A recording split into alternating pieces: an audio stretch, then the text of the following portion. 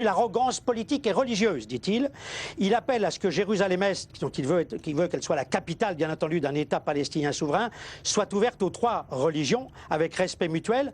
Il veut relancer l'initiative de paix, c'est-à-dire le plan de paix arabe qui avait été initié par l'Arabie Saoudite en mars 2002 à Beyrouth, et qui fait que normalement, si tout allait bien dans ce bas monde, 57 pays arabes musulmans reconnaîtraient le droit à l'existence d'Israël avec des discussions sur les frontières.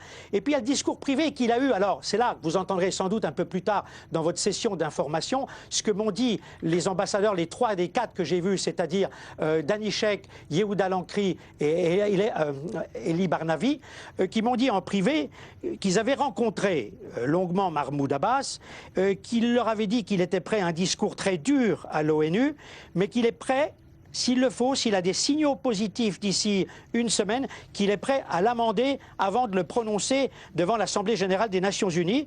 Les 3 ambassadeurs m'ont dit qu'il avait tenu des propos très durs vis-à-vis du Hamas. C'est intéressant.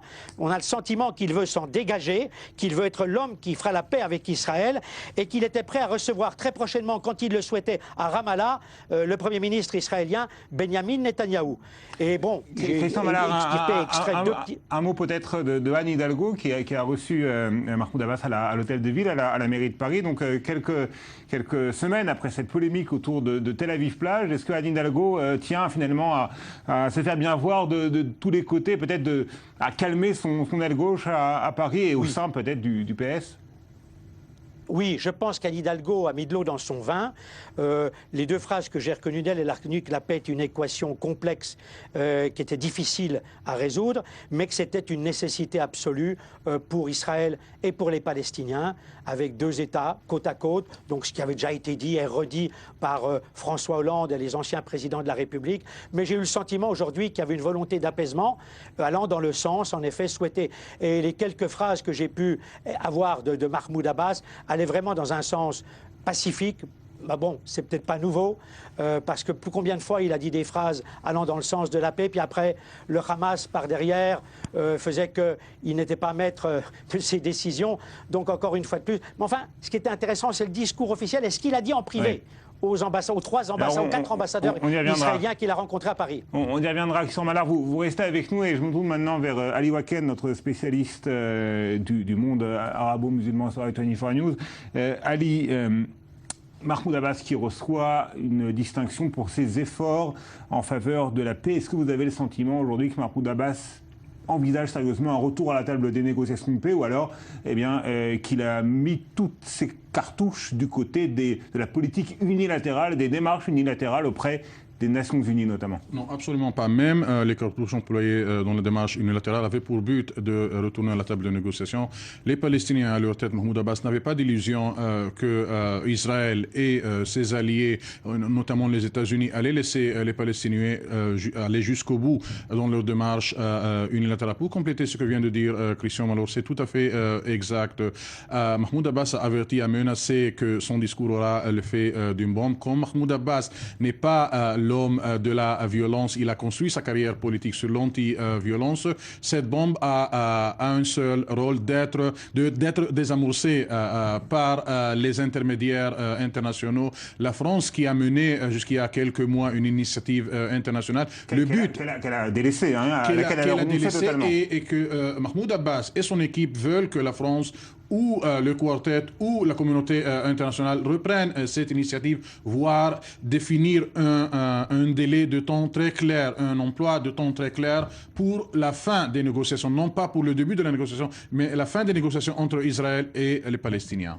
Christian Mallard, je me retourne vers vous. Est-ce que vous avez le sentiment, vous aussi, Christian, que Mahmoud Abbas multiplie les démarches auprès des instances internationales pour faire pression sur la communauté internationale de manière à ce que les conditions d'un retour à la table des négociations soient réunies du point de vue palestinien?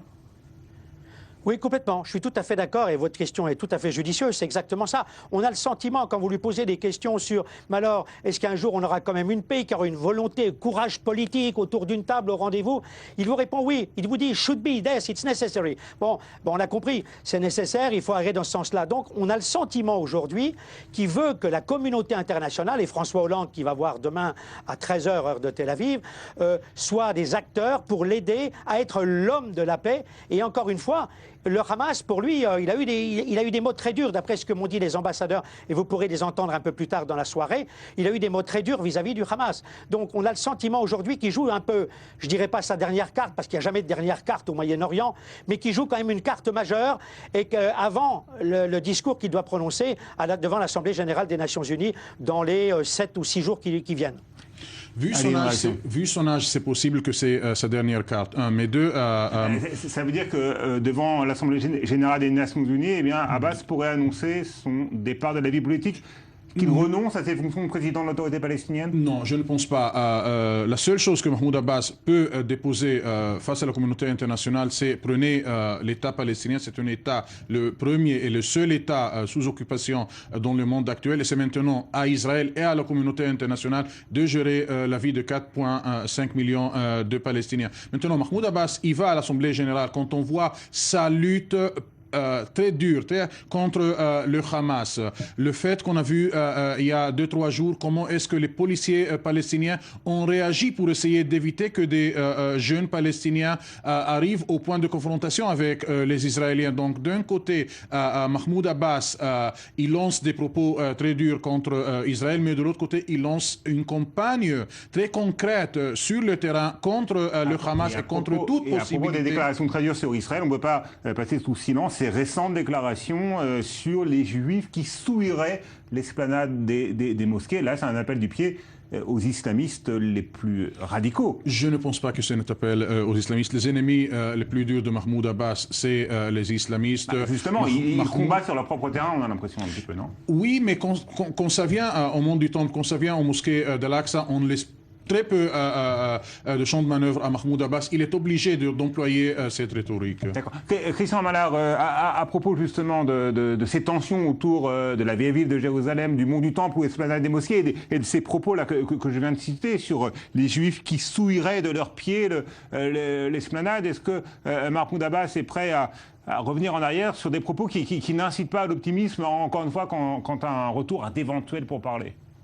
Alors, j'ai posé la question à Danishek, que vous entendrez tout à l'heure, et Danishek me dit, en effet, il me dit, on a eu devant nous, c'est clair, un président qui a vraiment envie de faire la paix, de parvenir à des négociations, de se remettre à table, et en même temps, c'est vrai, me dit-il, vous avez raison, on ne peut pas accepter de tels propos comme ceux qu'il vient de tenir concernant les pieds sales d'Israël sur l'esplanade des mosquées. Ça, c'est inadmissible. Mais globalement, ce que je note, c'est que les ambassadeurs ont surtout retenu l'aspect positif, cette volonté de Mahmoud Abbas, quand même, de se remettre à table, de recevoir Binyamin Netanyahou à Ramallah très prochainement, et puis peut-être de parvenir enfin à la paix. Mais enfin, ce n'est pas une chose simple. Il a dit qu'il était tout à fait, qu'il ne remettait pas en cause les accords de 93, les accords d'Oslo.